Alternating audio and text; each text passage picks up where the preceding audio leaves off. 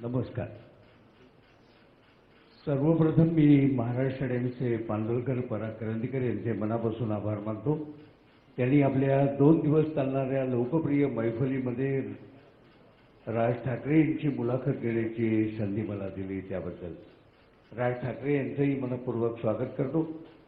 कुसुमाग्रजांचं स्मरण करून या अनौपचारिक गप्पाष्टकांना आरंभ करतो. अगदी सुरुवातीलाच विचारू इच्छितो की महाराष्ट्र टाइम्स हे अशा तऱ्हेने मराठी भाषा दिन सुरू करणारं पहिलं दैनिक आहे असा उल्लेख आत्ताच पराक्रंदीकरांनी केला.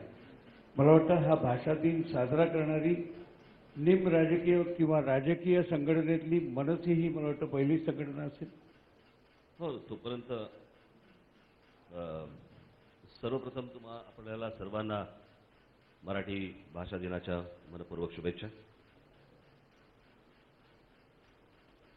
खरं तर मराठी भाषा दिवस असतो किंवा काय हे सर्वसामान्य लोकांना कोणाला माहिती पण नव्हतं. आणि महाराष्ट्र नवनिर्माण सेनेने त्या आंदोलनानंतर ज्यावेळेला मराठी भाषा दिवस साजरा करायला सुरुवात केली त्याच्यानंतर सगळ्यांना कळलं की मराठी भाषा दिवस हा असतो, तो साजरा करायचा असतो आणि तो कुसुमाग्रजांसाठी म्हणून आपण तो साजरा करतो. आणि हे त्या आंदोलनानंतर ह्या सगळ्या गोष्टींची जाग आली. म्हणजे आज हे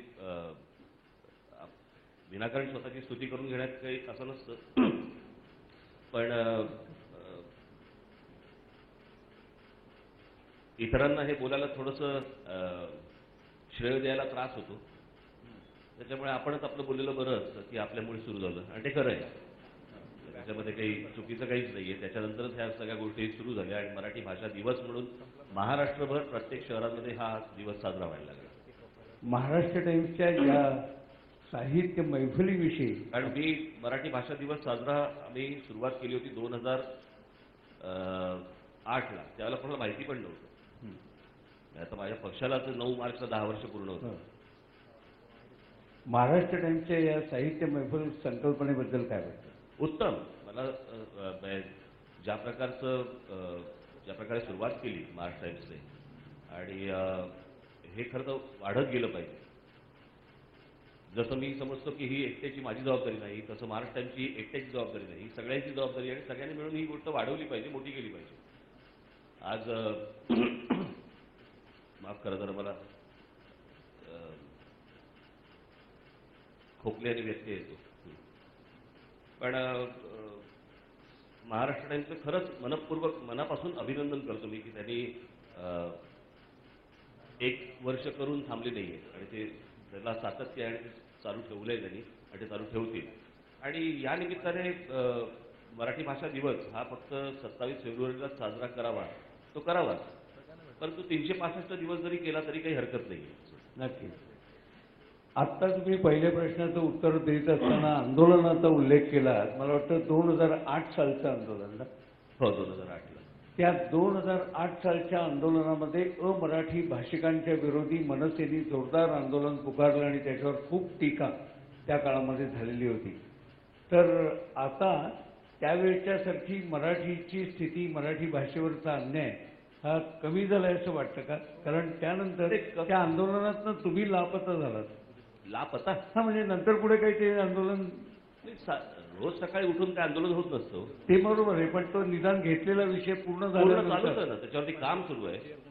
काय सगळ्या ठिकाणी रेल्वेच्या बोर्डाच्या त्यांच्या परीक्षा असतात. त्या परीक्षा कशा द्याव्यात याच्या पुस्तिका महाराष्ट्रावर घरोघरी दिल्या, फॉर्म्स काढले. आणि मला एकदा बघायचं पण होतं, लोक आपल्याकडचेच लोक, मराठीच लोक सहसा बोलतात नाही, मराठी मुलं जात नाहीत, मराठी मुलं काम करत नाहीत, त्यांना काय माहिती, पण त्यांना माहिती असेल तर जातील ना ते. आणि त्यावेळेला आम्ही ज्यावेळेला फॉर्म्स काढले, महाराष्ट्रामधनं जवळपास 5.5 लाख फॉर्म मराठी मुलांनी आणि मुलींनी भरले. याचा अर्थ त्यांना काम करायचंय, त्यांची इच्छा आहे, पण त्यांना तर माहितीच नसेल. उत्तर प्रदेश, बिहारमधनं जर माणसं मुंबईमध्ये येणार असतील, पुण्यामध्ये येणार असतील आणि त्यांना जर माहिती असेल की परीक्षा आहे, तर महाराष्ट्रातल्या मुलांना का माहिती नाहीये? स्वाभाविक प्रश्न. आणि तुम्हाला आठवत असेल तर त्यावेळेपासून मराठी वर्तमानपत्रांमध्ये रेल्वेच्या परीक्षांची जाहिराती यायला लागल्या. तोपर्यंत देत नव्हते. तुम्हाला रेल्वेच्या परीक्षा ह्या तुमच्या मातृभाषेमध्ये तिथल्या राज्याच्या भाषेमध्ये होत नव्हत्या, त्या करायला लावल्या. त्याच्यानंतर रेल्वेमध्ये म्हणजे या केंद्रीय आस्थापनांमध्ये मराठी मुलांना काही वावच नव्हतं. बरोबर. आणि त्या सगळ्या गोष्टी जेव्हा सुरू झाल्या त्याच्यानंतर मग विरोध झाला, सगळे तुटून पडले आणि मग तो मग त्याचं हे सगळे दिवस, मराठी भाषा दिवस वगैरे वगैरे, ती जी जागृती आहे, म्हणजे असं म्हणत नाही की त्याच्या आधी कोणी कामच करत होतं, अनेकांनी काम केलेलं आहे, पण जे एक सुस्ती आली होती त्या सगळ्या गोष्टीला एक जाग करण्याचं काम मला असं वाटतं महाराष्ट्र नवनिर्माण सेनेने केलं. मराठी भाषेविषयक आंदोलनाच्या अनुषंगाने अन्य काही प्रश्न मी पुढच्या टप्प्यावर विचारेनच, पण मुळामध्ये हा जो साहित्य संगीत महोत्सव आहे, या साहित्य संगीत महोत्सवाच्या उद्घाटनाला या दोन्ही विषयामध्ये रुची आणि गती असणारे असे पाहुणे राज ठाकरे आपल्याला भेटलेत, म्हणून त्यांना त्या अनुषंगाने काही गोष्टी विचारू इच्छितो. तुमचं पाळण्यातलं नाव स्वरराज असं आहे. राजकारणाच्या धबडक्यामध्ये स्वर जरा हरवल्यासारखे होण्याची शक्यता असते. माझे वडील संगीतकार असल्यामुळे त्यांना असं वाटलं होतं की हेही जाईल तिकडे, पण माझं एकदा पाळण्यात बारसं झालं, म्हणजे लहान असताना, आणि नंतर मी जेव्हा व्यंगचित्र करायला लागलो त्यावेळेला एक बारसं झालं. पण बारसं म्हणजे असंच सहज, म्हणजे त्याला पलंगावर झोपून पलंग घालवला वगैरे असं काही झालं नाही. वडिलांची इच्छा होती की मी आपल्या सर्वसाधारण मराठी घरामध्ये तर ही गोष्ट असतेच की मुलाने तबला शिकावा, व्हायोलिन शिकावा. माझे वडील तर उत्तम व्हायोलिन वादक तर होतेच, आणि त्याप्रमाणे आमच्याकडे माझ्या आईचं नाव मधुवंती, माझ्या बहिणीचं नाव जयजयवंती, हे सगळे राग आहेत. माझं नाव तरी स्वरराज असं ठेवलं. तबला, गिटार, व्हायोलिन सगळे प्रकार वाजवून घ्यायचे प्रयत्न त्यांनी केले, पण नाही, जमलं नाही ते मला. आणि चित्रकला होती, व्यंगचित्र दिसायचं, समजायचं, तेही उत्तम व्यंगचित्रकार होते आणि बाळासाहेब तर होतेच होते. मग मी ज्यावेळेला व्यंगचित्र मार्मिकमध्ये करायला लागलो त्यावेळेला बाळासाहेबांनी मला एकदा सांगितलं मी स्वरराज नावाने व्यंगचित्र करत असे. आणि मग एके दिवशी बाळासाहेबांनी मला सांगितलं की मी माझा व्यंगचित्राचं करिअर हे बाळ ठाकरे नावाने केलं, तू राज ठाकरे नावाने सुरू करायचं. तेव्हापासून ते राज ठाकरे. मला एक सांगा, पण बाळासाहेबांसारखे एक उत्तम कलावंत त्यांचं घरातलं मार्गदर्शन होतं, तर या व्यंगचित्र काढण्याच्या संदर्भात त्यांनी काही ठळक असे सूचना, असं काही मार्गदर्शन केलं का? काय स्वरूपात? भरपूर सूचना म्हणजे व्यंगचित्र करताना जोपर्यंत पेन्सिल ड्रॉइंग नीट होत नाही, मला ती त्यांनी सवयच लावली होती की ड्रॉइंग झालं, थोडंसं वाटलं की बाबा चांगलं झालंय, बाजूला ठेवून द्यायचं, एक 10 मिनिटं फिरून यायचं, आल्यानंतर बोर्ड असायचा तो उलटा करायचा आणि उलटा करून बघायचा. उलटा करून जर चित्र पाहिलं तर डिफेक्ट दिसायला लागतात, मग ते करेक्ट करायचे. आणि मग पेन्सिल ड्रॉइंग जोपर्यंत कम्प्लीट होत नाही तोपर्यंत इंकिंगला हात लावायचा नाही, ब्रशला हात लावायचा नाही. आणि मी त्या गोष्टी त्या पाळत आलो. त्यांनी सांगितलं की तुझं चित्र हे उत्तमच असलं पाहिजे, कंपोजिशन हे उत्तमच असलं पाहिजे, त्याची मांडणी ही उत्तम असली पाहिजे,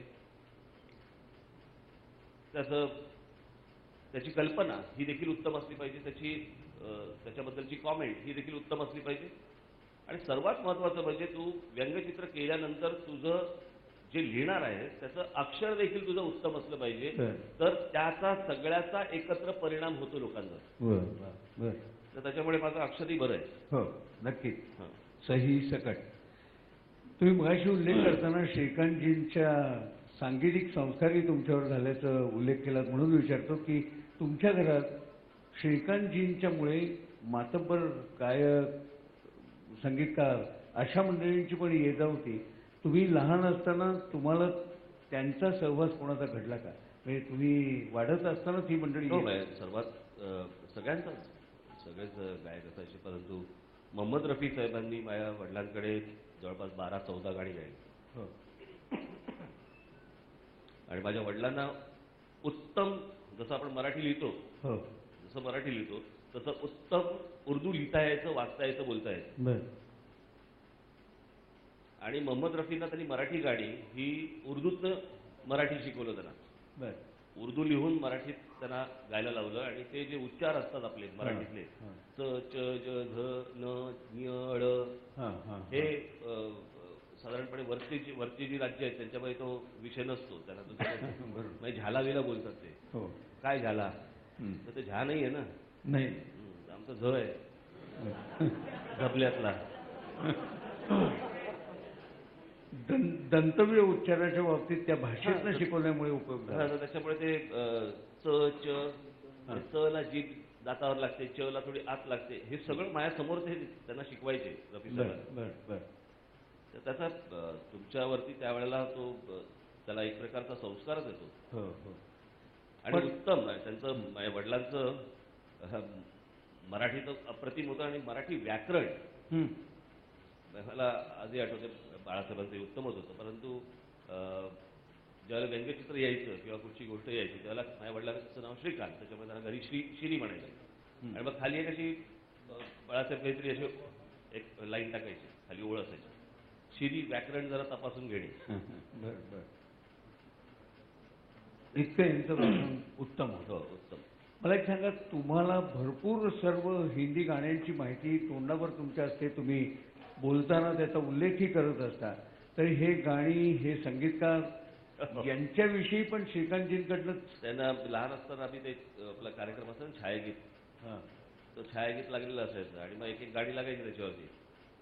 आम्ही सगळे घरात बसलेलो असतो तर मग माझे वडील विचारायचे हे गाणं संगीतकार कोण सांग, कुठे माहिती आपल्याला. तर सांगायचे की हे बाबा शंकर जय किशनचं गाणं. मग शंकर जय किशनचं गाणं कसं ओळखायचं, त्यांचा ठेका कसा असायचा, त्यांचं गाण्याची पद्धत कशी असायची, रचना कशी असायची, मग एस.डी. बर्मनचं, आर.डी. बर्मनचं, मदन मोहनचं, ह्या सगळ्या गोष्टी ते आम्हाला छायागीत बघता बघता सांगायचे. बरोबर. आणि त्याच्यामुळे आज बऱ्याचदा असं होतं की एखादं गाणं ज्यावेळेला मला कानावरती येतं त्यावेळेला अचानक मला लक्षात येतं की याचं संगीतकार कोण असतील. आता म्हणून लगेच कोणी गाणी ऐकू नका मला आता, पण येतं तसं थोडंसं. या गाण्याचं प्रेम आणि गाण्यामधल्या ज्या सर्वात श्रेष्ठ लता मंगेशकर त्यांचे आणि तुमचे सूरही फार उत्तम जुळलेले आहेत. बट त्यांनी तुम्हाला गाण्याच्या नोंदींविषयी काही खास भेट दिली आहे ना? मी आता एक पुस्तक करतोय ते त्यांचं. मी ज्यावेळेला दिदींचं एकदा एक कॉन्सर्ट केली होती, खूप वर्ष झाली त्याला. एक मोठा कार्यक्रम केला होता मी शहाजीराजे संकुलामध्ये मुंबईला. आणि त्यावेळेला त्याच्या रिहर्सल ज्यावेळेला चालायच्या तर दिदी बसलेला असायच्या, मी मागे बसलेला असायचो आणि समोर सगळा असा एक 100-150 लोकांचा तो त्यांचा वाद्यवृंद आणि सगळे.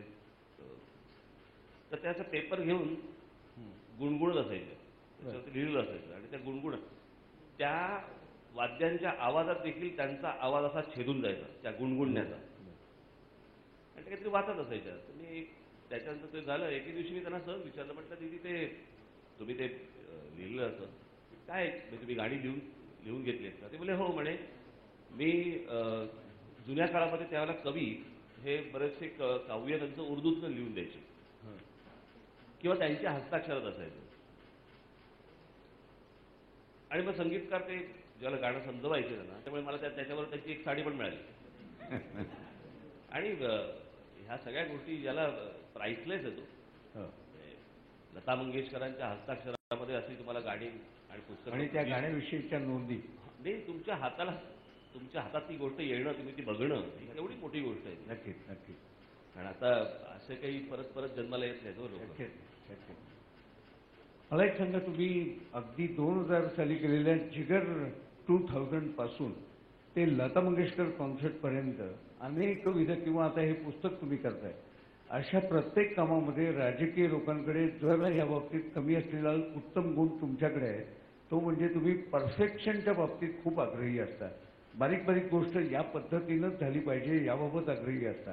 हे परफेक्शन कुठनं आलं? झी 24 तास रहा एक पाऊल पुढे.